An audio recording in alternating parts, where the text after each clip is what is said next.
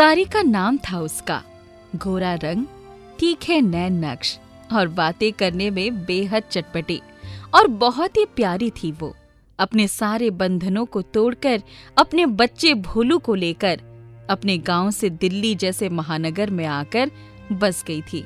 एक दिन उसका पति, सारिका कुछ पैसे दे, आज जाकर कोई काम ढूंढता हूँ। 3 महीने से पैसे लेकर जा ही तो रहे हो, काम तो कुछ मिला नहीं, शाम को नशे की हालत में घर लौटते हो। कभी सोचा है मैं और मेरा बच्चा कैसे रहते हैं? पैसे देती है कि लगाऊं एक? सारिका ने 200 रुपए पकड़ा दिया, परंतु अब मैं पैसे नहीं दूंगी। मैंने ये पैसे भी वहाँ मजदूरी करके कमाए थे। अगर सारे पैसे यही खर्च कर डालेगा तो हम क्या भीख मांगेंगे? सारिका उसके घर से निकलते ही अपने बच्चे को लेकर निकल गई। कई दिन घूमने के बाद उसे रामफल चौक पर एक छोटी सी जगह मिली जहाँ वो अपनी कोई दुकान लगा सकती थी। पकोड़े की दुकान यहाँ खूब चलेगी। पहले थोड़ा सा सामान खरीदकर पकोड़े बेचने की कोशिश करती हूँ। आसपास वाले पानी पूरी और मोमोज वालों की मदद से उसकी दुकान सज गई और ग्राहकों का आना जाना भी शुरू हो गया। रोज उसकी अच्छी आमदनी होने लगी। धीरे धीरे 1 महीने बीत गए। बच्चे को साथ लेकर दुकान पर आती थी। वो वही बोरी पर बैठकर कॉपी पेंसिल लिए आड़ी तिरछी रेखाएं खींचता रहता था। धीरे धीरे 1 महीने बीत गए। एक दिन उसका पति, तू दिन में कहाँ रहती है? घर में। क्यों? झूठ बोलते हुए तुझे शर्म नहीं आती? कहाँ जाती है? बता मुझे, वरना अभी घसीट कर बाहर फेंक दूंगा। तुम्हें मुन्ने की कसम, अगर मुझे हाथ भी लगाया, मैं दूसरों के घर में खाना बनाने जाती हूँ ताकि अपने मुन्ने और अपना पेट पाल सकूं। निकाल पैसे और दे मुझे।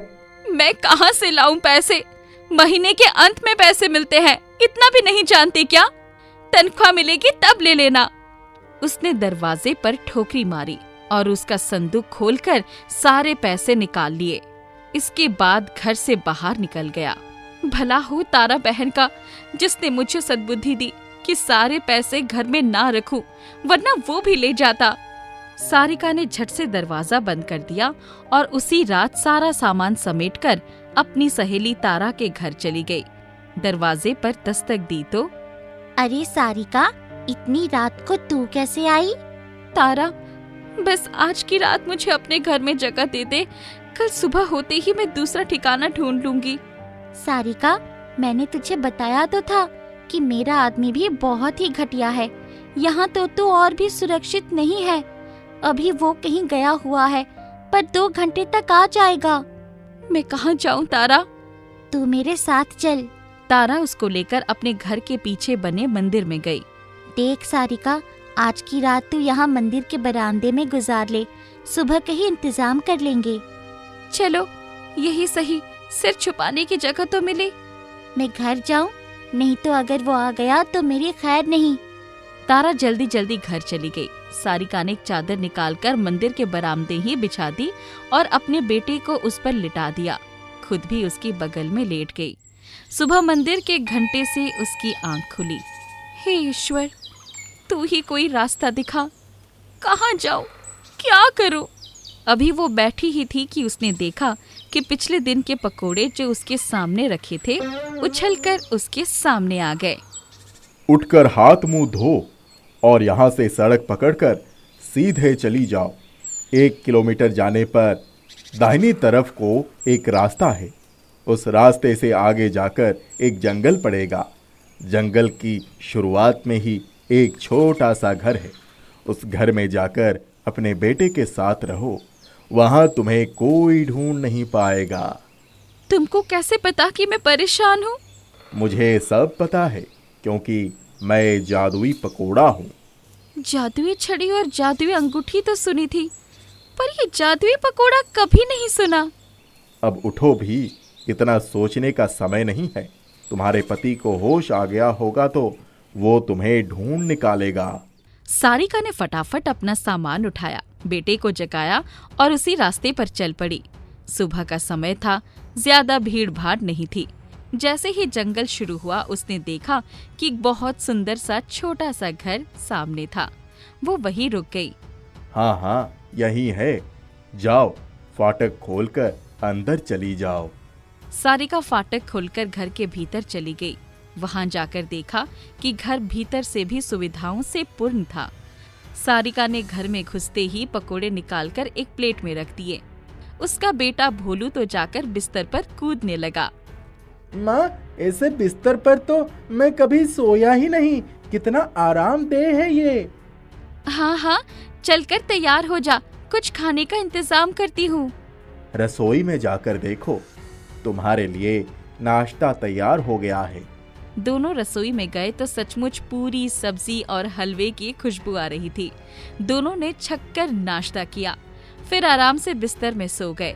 1 घंटे बाद सारिका, सारिका, उठो, अपने पकौड़े की दुकान की तैयारी करो। आज से इस जगह पर एक मेला लगने वाला है। ओह, सचमुच? पर मुझे कौन जगह देगा? तुम तैयारी तो करो, मुझे साथ लेकर चलना। मैं बताऊंगा कि तुम्हारी कौन सी जगह है। सारिका ने पूरी तैयारी कर ली। उसके घर से कुछ ही आगे जाकर बहुत बड़ा मेला लग रहा था। बड़े बड़े पंडाल लगाए गए थे। झूले, चरखी, काला जादू और मौत का कुआं, हर तरफ मजेदार चीजें थी। जब वो अपना सामान और भोलू को लेकर मेले में गई तो एक दुकान के सामने जाकर, बस बस, यही है तुम्हारी दुकान, यहीं रख दो अपना सामान। सारिका ने अपना सामान रख दिया, फिर सामने पड़ी कुर्सी पर बैठ गई।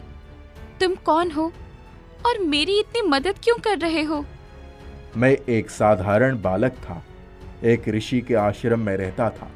ऋषि ने मुझे भी बहुत से मंत्र सिखाए दिए थे। उनसे मैंने भी बहुत जादुई विद्या सीख ली थी। एक बार कुछ दुष्ट लोगों ने आश्रम पर आक्रमण कर दिया। ऋषि ने मुझे चना बनाकर एक बोरी में छिपा दिया। उन लोगों ने ऋषि को खत्म कर दिया। आश्रम का सारा सामान वो लोग उठा ले गए और बेच दिया। उस चने का बेसन बना। उसी दुकान से तुम मुझे बेसन के रूप में खरीद लाई, इसीलिए मैं जादुई पकोड़े के रूप में तुम्हारे सामने हूँ। अच्छा, तुम अपने असली रूप में कैसे आओगे? जब समय आएगा तब मैं तुम्हें बताऊंगा। अभी चलकर अपनी दुकान लगाओ। दुकान लग गई। सारिका ने जादुई पकोड़े को सबसे ऊपर एक बर्तन में बिठा दिया। शाम होते होते उसकी दुकान पर बहुत भीड़ हो गई। लोग पकोड़े खाते और तारीफ करते चले जाते। मेला 1 महीने तक लगा रहा। सारिका की दुकान खूब चली, बहुत पैसे मिले उसको। आखिरी दिन, मैंने पूरे महीने आपके यहाँ से पकोड़े खाए हैं। मैं चाहता हूँ कि आप हमारे रेस्टोरेंट में पकोड़े बनाएं। आपको हर दिन के 1000 रुपए मिलेंगे। सारिका ने सबसे पहले पकोड़े से इजाजत ली। ऐसे अवसर बार बार थोड़ी आते हैं, जल्दी करो। मैं तैयार हूँ, बताइए मुझे क्या करना होगा? उस व्यक्ति ने विस्तार से उसे पूरी जानकारी दी। दूसरे दिन ही सारिका रेस्टोरेंट पहुँच गई। उसके रेस्टोरेंट जाते ही उन लोगों की पकोड़े की बिक्री बढ़ गई। कुछ दिनों में ही उसकी तनख्वाह दुगुनी हो गई। एक दिन उसका पति उसे ढूंढते हुए रेस्टोरेंट के बाहर आ गया। मेरे प्यारे जादुई पकोड़े, अब बताओ मैं क्या करूं? उसको मैं देख लूंगा। तभी सारिका ने देखा कि एक गार्ड उसके पति को कॉलर पकड़कर फाटक से बाहर ढकेल दिया। मैं तुम्हारा ये एहसान कैसे भूल सकती हूँ? अब तुम कैसे मुक्त हो सकते हो, ये तो बताओ। तुम एक दिन सही समय देखकर रात के 12 बजे हमें आग की तपती भट्टी में डाल देना, और हमारे लिए रोना नहीं। अगर तुम एक भी आंसू बहाओगी तो मुझे मुक्ति नहीं मिलेगी। सारिका ने वैसे ही किया। पकोड़े मुक्त हो गया, लेकिन उसकी जगह एक बहुत प्यारा सा बालक उसके सामने था। माँ, अब से मैं तुम्हारे साथ रहूंगा। मैं तुम्हारा बालक हूँ। तुमने ही मुझे मुक्ति दिलवाई है। सारिका ने उसे गले लगा लिया। जादुई पकोड़े ने उसकी जिंदगी में खुशियां ही खुशियां भर दी। एक नगर में सुशीला नाम की औरत अपनी 2 बेटियों सीमा और राधा के साथ रहती थी। सुशीला का पति दूर किसी शहर में नौकरी के लिए गया तो वापस ही नहीं आया। शुरू में तो वो घर खर्च के पैसे भेज देता था, लेकिन धीरे धीरे उसने वो भी बंद कर दिया। सुशीला ने उसे बहुत खत लिखे, लेकिन उसने किसी खत का कोई जवाब नहीं भेजा। ना ही वो स्वयं वापस आया। सुशीला के लिए बहुत मुश्किल आ खड़ी हुई। हे भगवान, अब मैं क्या करूं? मेरे पति का कुछ अता पता नहीं है। दो बेटियों को कैसे संभालूंगी? माँ, तुम रो मत, हम तुम्हारे साथ है ना। हम तुम्हारा पूरा ध्यान रखेंगे, तुम्हें कभी अकेला नहीं छोड़ेंगे। हाँ माँ, हम तुम्हारा ध्यान रखने के लिए हैं, तो तुम क्यों घबरा रही हो? देखना, पिताजी एक दिन अवश्य वापस आएंगे। मेरी बच्चियों, मुझे तुम लोगों के जीवन की चिंता खाए जा रही है। तुम्हारी पढ़ाई लिखाई और तुम्हारी शादी कैसे होगा सब? माँ, तुम चिंता मत करो, मेरी 10वीं की परीक्षा खत्म होने वाली है और परीक्षा के बाद मैं छोटे बच्चों को ट्यूशन पढ़ाऊंगी, जिससे थोड़े पैसे बन जाएंगे और तुम्हारी मदद हो जाएगी और हम दोनों मिलकर राधा की पढ़ाई जारी रखेंगे। माँ, अपनी बेटियों की बातें सुनकर सुशीला को कुछ हिम्मत मिली। घर का खर्च चलाने के लिए सुशीला मजदूरी का काम करती और उसकी बेटियां सुबह विद्यालय जाती और दोपहर में विद्यालय से वापस आकर पढ़ाई के साथ साथ घर का काम भी संभालती। सुशीला रात को थक कर आती तो दोनों बेटियां उसका पूरा ध्यान रखती। वो उसके लिए खाना पकाकर रखती और उसे घर का कोई काम न करने देती। सीमा की 10वीं की परीक्षा खत्म हो गई थी और अब सीमा भी कुछ बच्चों को ट्यूशन पढ़ाने लगी थी और उसे ट्यूशन के जो भी पैसे मिलते वो उन्हें अपनी माँ को ले जाकर दे देती। सीमा के पैसे कमाने से सुशीला का बोझ कुछ हल्का हो गया था। सीमा ने 10वीं में सर्वोच्च अंक प्राप्त किए, जिसकी वजह से उसे विद्यालय से स्कॉलरशिप मिली और उसकी आगे की पढ़ाई का खर्चा विद्यालय से ही मिल जाता है। इधर सुशीला की छोटी बेटी राधा भी पढ़ाई में बहुत होशियार थी और वो भी अपनी बहन की तरह कक्षा में सर्वोच्च अंक प्राप्त करती थी। सुशीला को ये देखकर बहुत खुशी होती कि उसकी दोनों बेटियां पढ़ लिखकर एक दिन बहुत आगे जाएंगी। एक दिन अचानक एक बीमारी फैल जाती है, जिसकी वजह से सब कुछ बंद हो जाता है। दुकानें, दफ्तर, विद्यालय, सब जगह ताला लग जाता है। सरकार के आदेश पर लोगों को अपने घरों में कैद होकर रहना पड़ता है। सुशीला का भी काम बंद हो जाता है और घर में रखे पैसे धीरे धीरे खत्म होने लगते हैं। हे भगवान, ये सब क्या हो रहा है?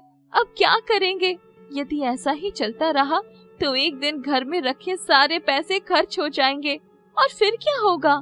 सीमा और राधा भी गहन चिंता में पड़ जाती है कि अब क्या होगा।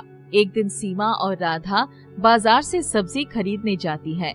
सरकार के आदेश के अनुसार केवल जरूरी चीजों की दुकानें एक निश्चित समय तक खोलने का आदेश था। सीमा और राधा उस समय में ही बाजार से सब्जी और अन्य जरूरी सामान लेने जाती है। जब वो दुकान पर सामान लेने के लिए खड़ी होती है, उसी समय टेलीविजन पर देश के प्रधानमंत्री का भाषण आ रहा होता है, जिसमें वो आत्मनिर्भर बनने की बात कर रहे थे। सीमा देखती है सभी ने मुंह पर मास्क लगा रखे थे। सीमा और राधा ने अपने मुंह पर दुपट्टा बांध रखा था, क्योंकि उनके पास मास्क नहीं थे। सीमा बाजार से एक मास्क भी खरीदती है और घर आकर, देखो माँ, मैं ये मास्क लेकर आई हूँ। अरे लेकिन इसकी क्या जरूरत थी? तुम लोगों ने तो अपने मुंह पर दुपट्टा बांध ही रखा था ना। और फिर तुम लोगों को कौन सा रोज रोज बाहर जाना है जो तुम्हें इस मास्क की जरूरत हो? नहीं माँ, मैं ये मास्क अपने लिए नहीं लाई, बल्कि मास्क बनाना सीखने के लिए लाई हूँ। क्या मतलब? माँ, आज जब हम दुकान पर सामान लेने खड़ी थी, तभी मैंने वहाँ टेलीविजन पर अपने देश के प्रधानमंत्री का भाषण सुना, जो देश को आत्मनिर्भर बनाने की प्रेरणा दे रहे थे। तो मेरे दिमाग में एक विचार आया कि क्यों ना इस बीमारी के समय हम इस तरह के मास्क बनाकर बेचना शुरू करें। इस समय लोगों को इनकी बहुत जरूरत है। लोगों की जरूरत पूरी हो जाएगी और हमें घर का खर्चा चलाने के लिए कुछ पैसे मिल जाएंगे। सीमा की बातें सुनकर सुशीला बहुत खुश होती है और वे लोग घर में रखे सामान की मदद से ही मास्क बनाना शुरू कर देती है। सीमा और राधा वो बने हुए मास्क बाजार में खुली कुछ दुकानों पर बेचने लगती हैं और जल्दी ही उनका मास्क बनाने का काम अच्छा चलने लगता है। लोग उनसे घर आकर मास्क खरीदने लगते हैं, जिससे उनकी अच्छी आमदनी हो जाती है। वक्त बीतता गया। सीमा और राधा अब बड़ी हो गई थी। सीमा मन लगाकर सरकारी स्कूल में शिक्षिका की नौकरी के लिए तैयारी करने लगती है और राधा एक डॉक्टर बनना चाहती है, जिसके लिए उसे बहुत पैसों की आवश्यकता होती है। इसके लिए वो पढ़ाई के साथ साथ एक डॉक्टर के क्लिनिक पर सहायक का काम करने लगती है। राधा बहुत लगन और मेहनत से डॉक्टर के साथ काम करती है कि डॉक्टर भी उसकी पढ़ाई में उसकी सहायता करने लगती है।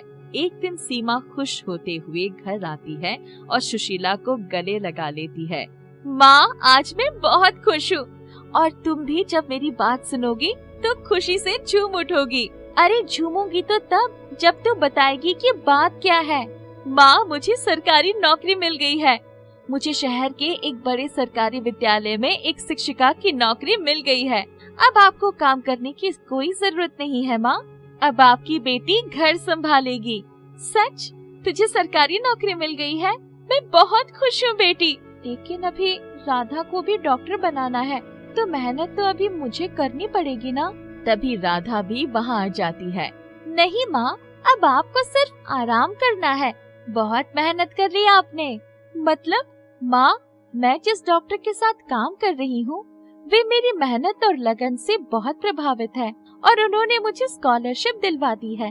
अब मेरी पढ़ाई का कोई खर्चा नहीं होगा माँ, और जल्दी ही मैं डॉक्टर बन जाऊंगी। भगवान का लाख लाख शुक्र है, उन्होंने मेरी दोनों बेटियों की जिंदगी सफल बना दी।